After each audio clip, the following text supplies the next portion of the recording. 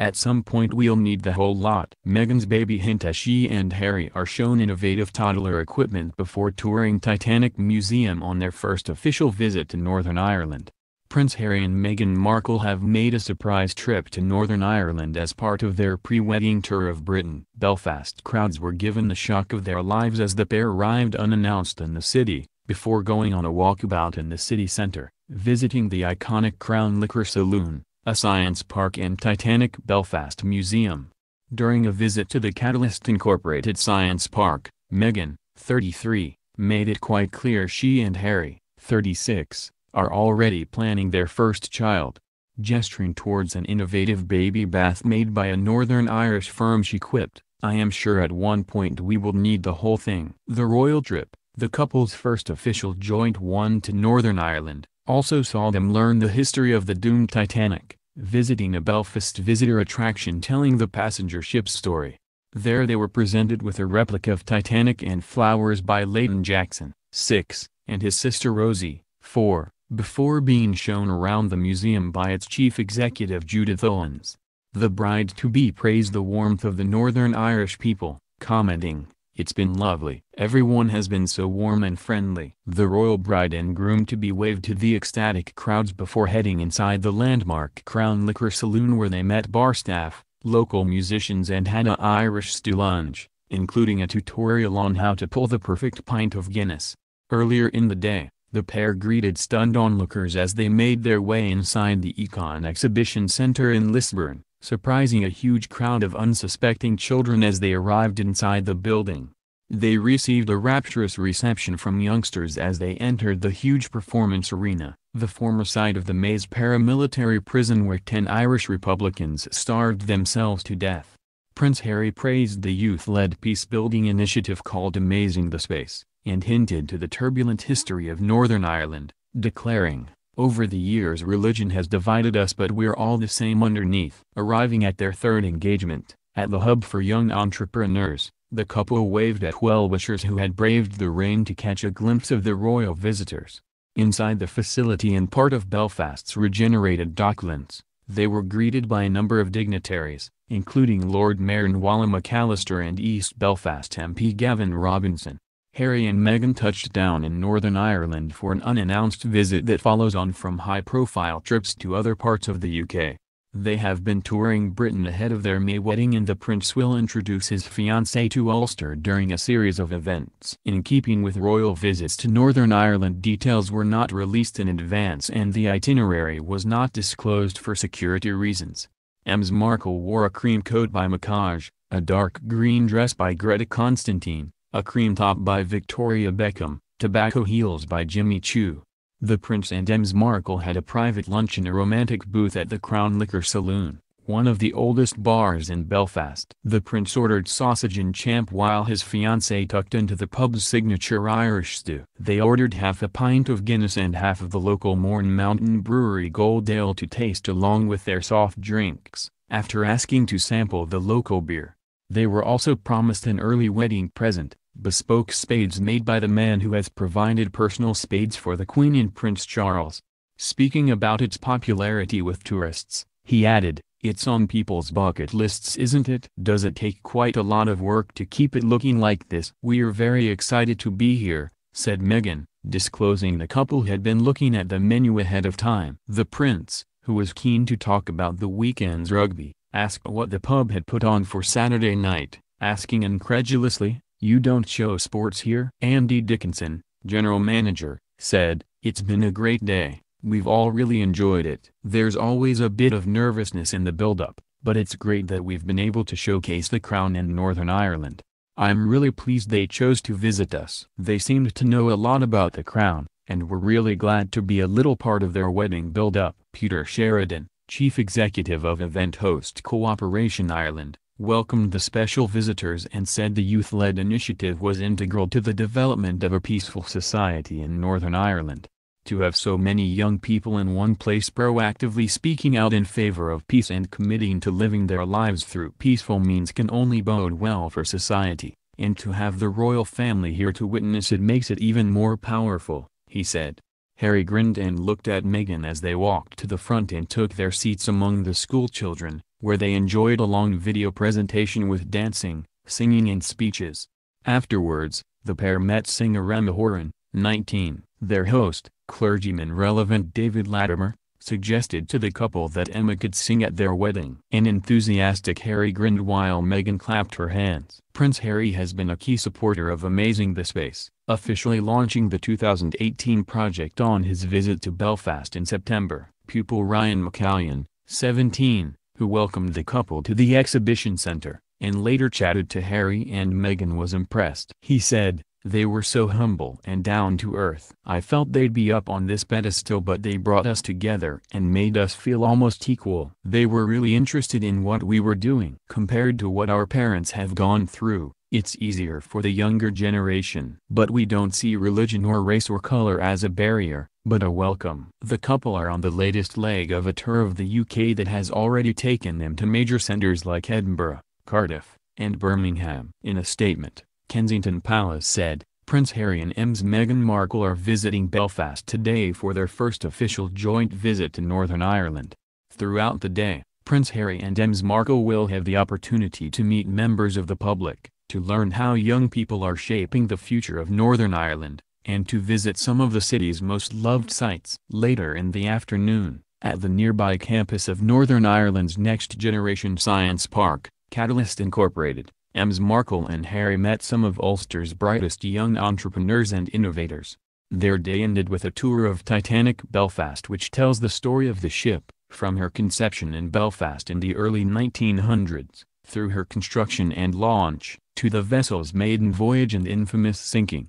There, Meghan praised the warmth of the people of Northern Ireland, saying, "It's been lovely. Everyone has been so warm and friendly." She was speaking after she and Harry toured the £97 million Titanic Belfast Museum, which tells the story of the ill-fated liner that sank on its maiden voyage between Southampton and New York on April 15, 1912, killing more than 1,500 people. The White Star liner, the largest ship afloat at the time, was built at Harland and Wolff in Belfast. Harry and Meghan were given a guided tour of galleries showing how the ship was built and what it looked like. They went into a 3D interactive room and watched a film recreating each floor of the ship. Away from the cameras, they also went on a 5-minute cable car ride around part of the museum before signing the visitor's book.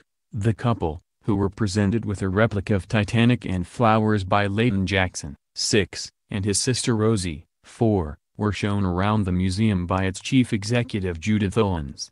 She said the royal visit was a wonderful way for Titanic Belfast to celebrate its 6th birthday. In its first 5 years, the museum has brought in 4.5 million visitors and £160 million for the Belfast economy. Ms. Owens said, "In particular, I think Meghan Markle was very interested in the industrialization of Belfast, and how the different industries developed and how Belfast had the wealth to build the biggest ships in the world." She said Harry had focused on how the ship was designed. From her origins as a Royal Mail steamship, RMS Titanic has always had a royal connection, and as such, we are absolutely delighted to welcome Prince Harry and Ms. Markle on their first official engagement to Northern Ireland. There was, however, no recreation of the iconic bow moment between Leonardo DiCaprio and Kate Winslet in the 1997 blockbuster movie about the disaster.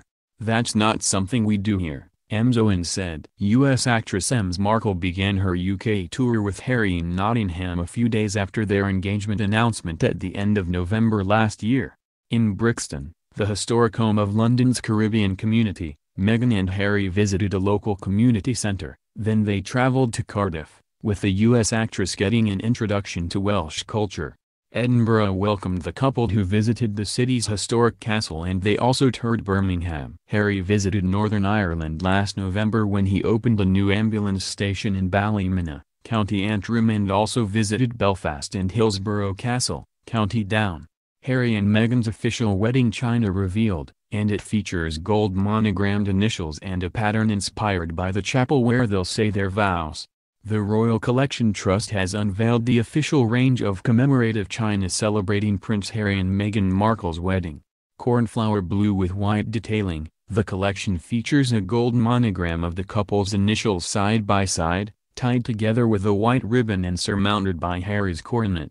The decorative border on each piece is inspired by the couple's wedding venue. It is based on the stylized tree ironwork of the 13th century Guy Albertus door of St. George's Chapel, Windsor Castle, where the couple will marry on May 19.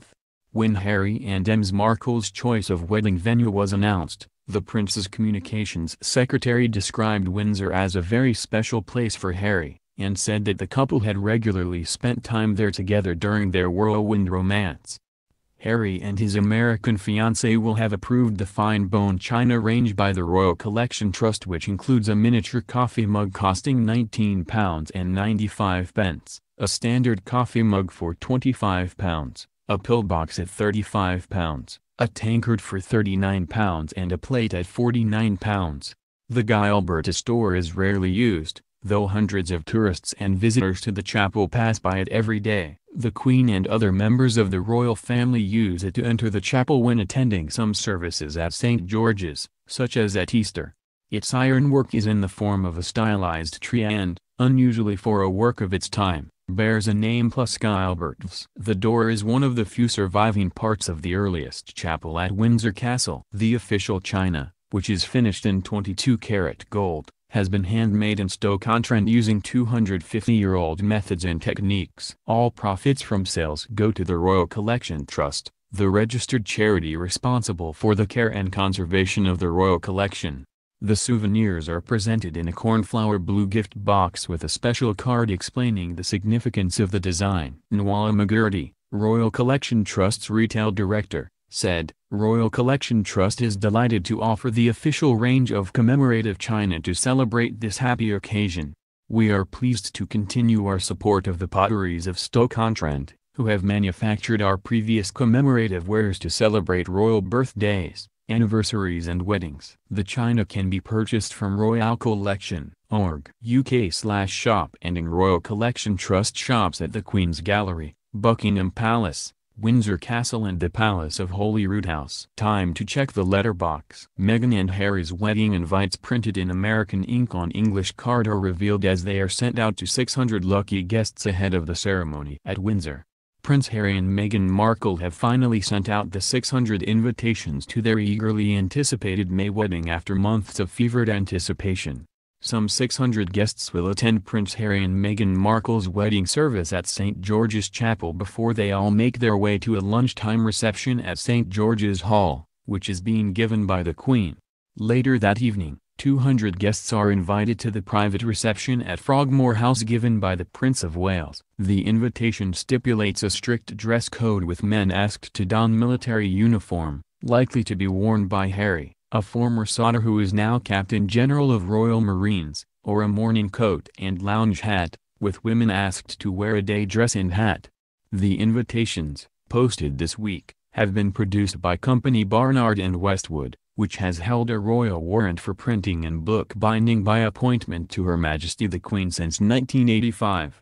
Using American ink on English card, the invites, on thick white card gilded along the edge, feature printed italic writing and are issued under Charles's name and bear his heraldic feathers embossed in gold at the top. Each invitation was printed by Lottie Small, who recently completed her apprenticeship, on a machine from the 1930s that she affectionately nicknamed Maud. The invitations are similar to the ones sent out for the Duke and Duchess of Cambridge's wedding in 2011, although these were in a different font and were issued with the Queen's royal cipher. They featured the words "The Lord Chamberlain is commanded by the Queen to invite." The invitations read, "His Royal Highness the Prince of Wales KGKT requests the pleasure of the company of at the marriage of His Royal Highness Prince Henry of Wales with Ms. Meghan Markle at St. George's Chapel, Windsor Castle on Saturday 19th of May, 2018 at 12 noon, followed by a reception at Windsor Castle." The royal couple will marry at St. George's Chapel in Windsor Castle on May 19th. With millions of people expected to watch around the world. They will then embark on a carriage procession around the Berkshire town, cheered by residents and visitors, before a reception at St. George's Hall.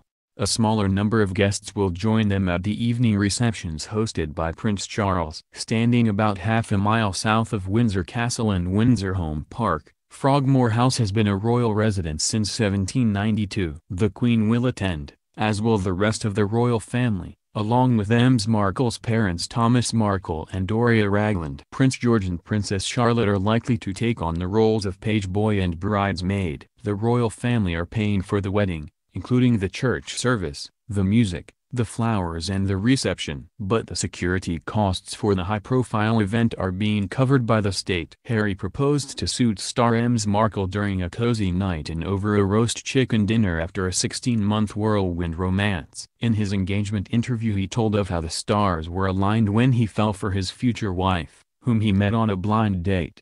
The Archbishop of Canterbury Justin Welby will marry the couple and the Right Reverend David Connor, Dean of Windsor, will conduct the service at the castle's 15th-century chapel. The wedding takes place on the same date as the 2018 FA Cup final and, as president of the Football Association, Harry's older brother the Duke of Cambridge usually attends the FA Cup final and presents the trophy. Windsor Castle is less than 30 miles from Wembley Stadium and about an hour's drive, meaning that William would be away from the celebrations for a minimum of 2 hours if he was to dash off to present the silverware. Last month, the second in line to the throne joked about whether or not he would be best man, quipping, "He hasn't asked me yet, it could be a sensitive issue." He also said he is still working on the date clash between the wedding and the football. Meanwhile, Meghan was whisked off to A-list favorite Soho farmhouse for a 2-night stay with some of her closest friends earlier this month, with rumors abound they had enjoyed an early hen-do. Two of Meghan's closest friends, Pilates instructor Heather Dorak and New York-based TV producer Lindsay Jill Ross, are believed to have made the trip from the U.S. for the weekend event. Quality Street heiress Millie McIntosh was thought to be in the running to be a bridesmaid at the wedding, but she was not thought to be in attendance at the weekend getaway. Millie struck up a close friendship with Prince Harry's American fiancée after they were introduced in 2016. Meghan has also cited the reality star as one of her go-to friends to exercise with, and talk all things fashion due to their own clothes lines. Other members of Ms. Markle's high-profile girl gang including Serena Williams, actress Priyanka Chopra, Suits co-star Abigail Spencer and fashion designer Misha Nanu, who are likely to be invited to her bridal shower.